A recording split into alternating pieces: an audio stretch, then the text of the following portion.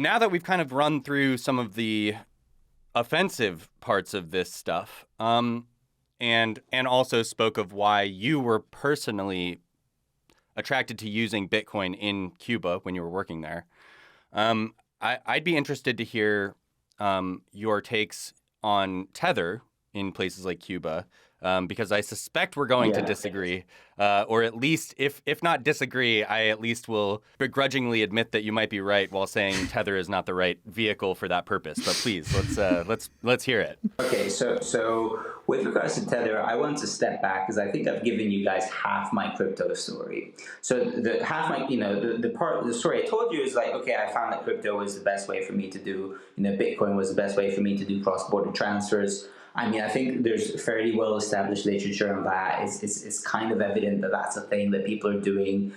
But the other part of my story of why I end up using, and becoming somewhat of a cryptocurrency enthusiast is that, so in 2016, I first go to Cuba. By 2018, we have a business, we have employees, we have suppliers, we have hundreds of guests staying with us. And the other thing that happens in 2016 is that Donald Trump gets elected. So we go from the sort of Obama years of, okay, we're going to mend things and we're going to encourage, so the U.S. Embassy was encouraging Airbnb and Stripe and other companies to set up shop in Cuba. And then with Trump's election, things kind of change. And in 2018, I get an email. So I was using Stripe as a payment processor, right? So Stripe had been brought in by the Obama administration to deal with this, to deal with businesses, Cuban business people that wanted to do business in Cuba. And on the 5th of March of 2018, I get an email. I'm checking it right now. And they say, as you know, on the 16th of June 2017, the U.S. government announced new restrictions for firms, businesses working with connections to Cuba. By the way, the actual law was no substantial change. It was a very Trumpian, we're going to do this, we're going to do that. But when you actually looked at the new laws and the new rules, nothing actually changed.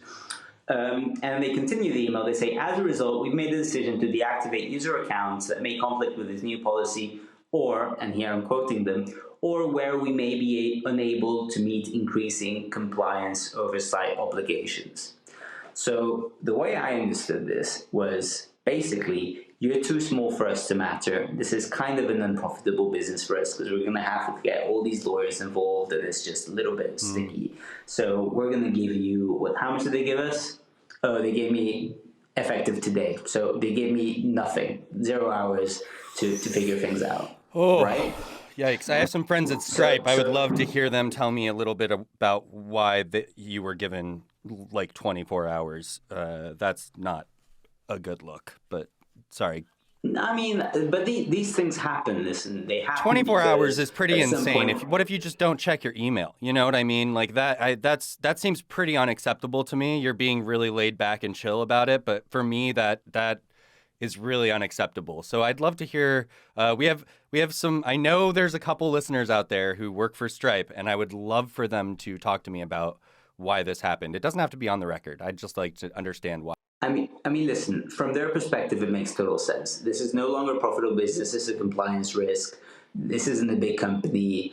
And I'll be honest with you, I've been deplatformed by Stripe, by Revolut, by PayPal. By far the best experience with Stripe. So I'm a Stripe fan here, okay? But none of them were as essential as Stripe. And I'm going to tell you what happened after this. So keep in mind, I have suppliers to pay and employee salaries to pay in Cuba. And I cannot charge cards. So I do some desperate searching, Googling. I'm on the phone all the time trying to find a payment processor that's willing to take us.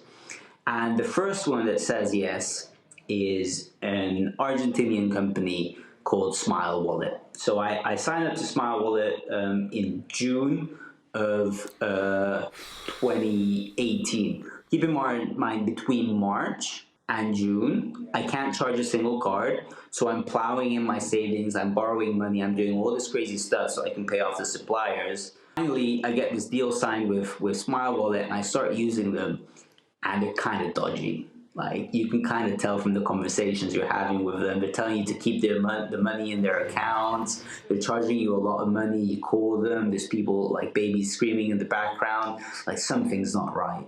So as soon as I can, I find another supplier. Less than 6 months later, Treasury, OFAC, Department of Justice, DEA basically shut down Smile Wallet because it turns out that that was a money laundering arm of a heroin and opium smuggling operation. Okay, so what did I learn from this? Basically, completely frivolous political rules pushed me. And by the way, I got away scot-free because I was fine. But there's articles on the internet about this. Tens of thousands of people lost all their money. Yeah. Because they didn't know that they shouldn't leave their money in with these Argentinian money launderers. The founder is called Enrico Ferrari, by the way, which is a crazy fucking name to have if you're a money launderer. The conclusion I draw from this is like, okay, so we have these rules that change all of a sudden. You push like innocent people into the hands of these criminals, and you're constantly at risk of being deplatformed and seizing your fund, losing access to your funds all of a sudden. What happened to me with Revolut, which is a very, very similar story, I basically lost access to the company funds for a year. For 6 months, they said nothing to me, and it was only when I took them to court that I managed to get access to my funds back. Now, while I was going through this process, I spoke to a bunch of people that were similarly affected. There was articles all over European press. Basically, what I think had happened is Revolut's KYC and AML standards were super, super lax. They got in trouble with regulators, and they just ramped them up at some point to okay, we're going to go through this backlog of things we should have flagged in the past. And their own customer service people didn't have time to actually go through them, etc. So they had this very blunt force way of dealing with things. But basically, a lot of people lost access to money that they needed to pay a deposit for a mortgage, to pay for employees, to pay for rent.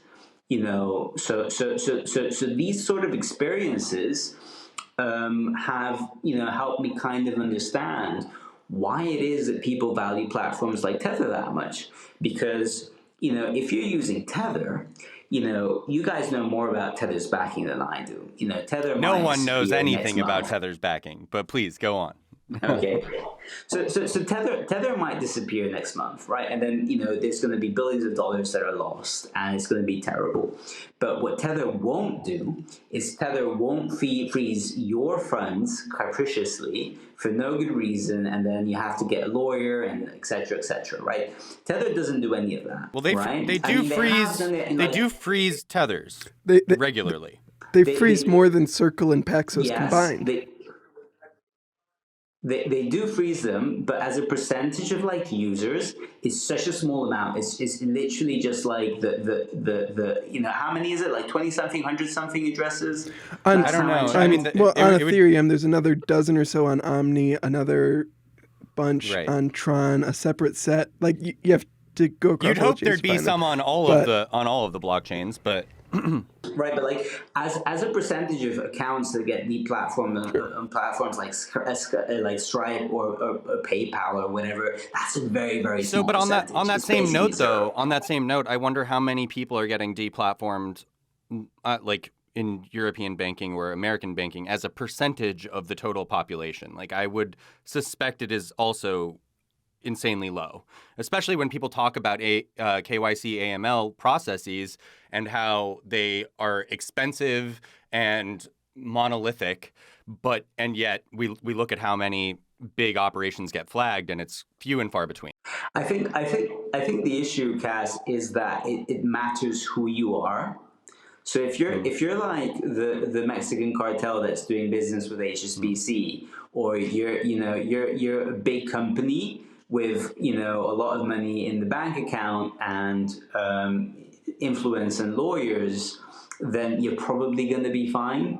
If you're a small business owner or a solo entrepreneur or something, it's just the banks and the financial institutions' cost-benefit analysis of, okay, we're going to sit down and actually figure out what's going on versus we're gonna, fuck with his customers, cost us business.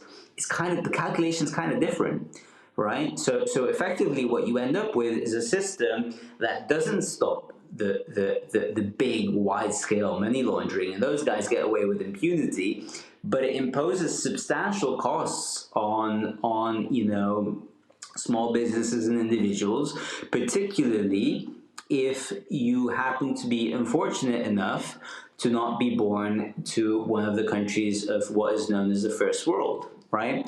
Because if I was born in Hungary, I grew up in Costa Rica. I have to go through all sorts of KYC nonsense. So for instance, let me give you an example, Cass. Like, when I lived in Costa Rica, and I have lived in Costa Rica in the past, very often you'd sign up to a service and they'd be like, okay, like, give me your street name and address. Now here's the thing, guys. There's no street names in Costa Rica. Like, they don't exist. And then you're like there in this sort of situation where, like, okay, like, whoever thought about this KYC process didn't think about this. What do I do? You get flagged up. There's all sorts of things, etc. So listen, I don't have like clear numbers as to how many people are inconvenienced by these KYC processes. Anecdotally, I think it's quite a lot of people, and when they impact someone, it can be substantial because it can mean a missed mortgage payment, it can mean a missed salary, etc. But I do know that the UN put out these numbers about, okay, what percentage of illicit funds do we actually manage to catch? And it's less than 1%. And I know that people are spending hundreds of billions of dollars on KYC. Yeah, and we talked about this a little bit when Josh Cincinnati was on, and our basic conclusion was that at the very least, most of the transaction monitoring is not achieving what it's purported to. Right. But I do want to say though, okay, so here's my next. Sorry, this is my next question for you, Boaz. Is so your suggestion is that for a lot of people, where perhaps this KYC AML process is burdensome, if not impossible to complete, the suggestion that they use Tether mean that Tether doesn't do that, or are you suggesting instead, which I believe is what you're suggesting, that these people are using Tether that they trade for? They're not going out to Tether and minting new Tethers themselves. They're not going and redeeming Tethers with Tether. They are simply holding Tethers and trading them for other goods at some point in time. Exactly. So think of a use case. Think that you're someone in Cuba who wants to move money to the US. You're relatively well off.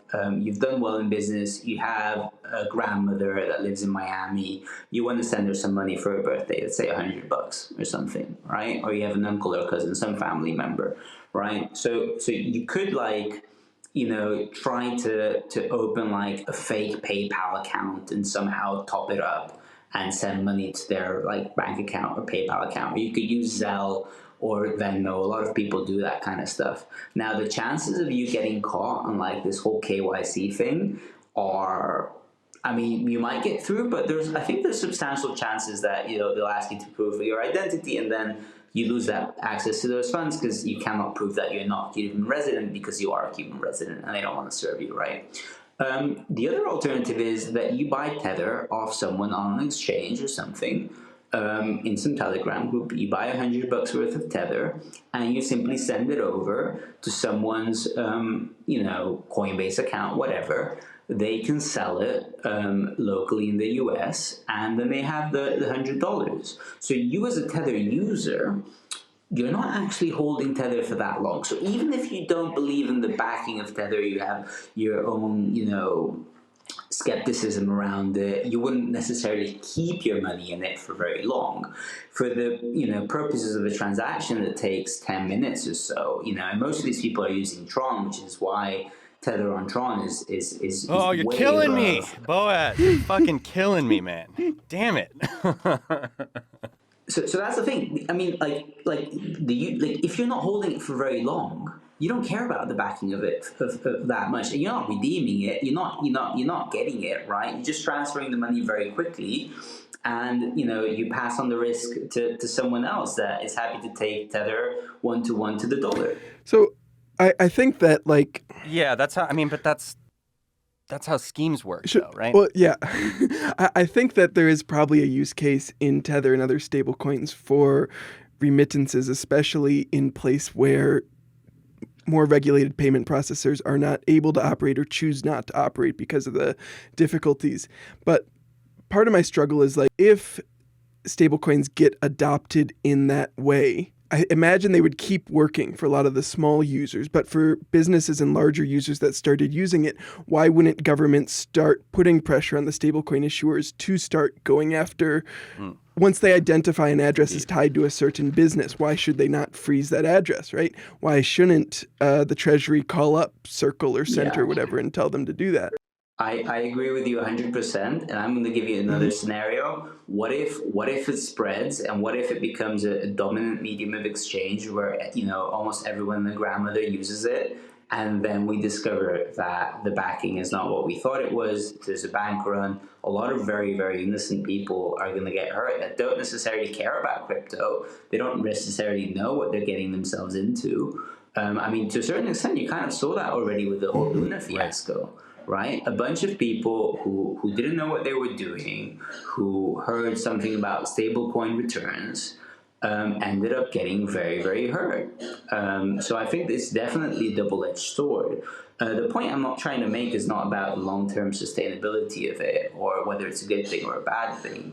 The point I'm trying to make is that as a consumer, there are situations in which the rational choice for you is to use a stablecoin over any other means of payment. Yeah, I totally understand the idea of like I think I've said this before on the I think when we did an episode about Bitcoin. For me, I understand deeply just via the people that I know in certain countries, even though I haven't had to resort to that, thankfully. I do understand, and I could perceive a world where I would need to, the only way I could possibly get them money in any way, shape, or form could be cryptocurrency.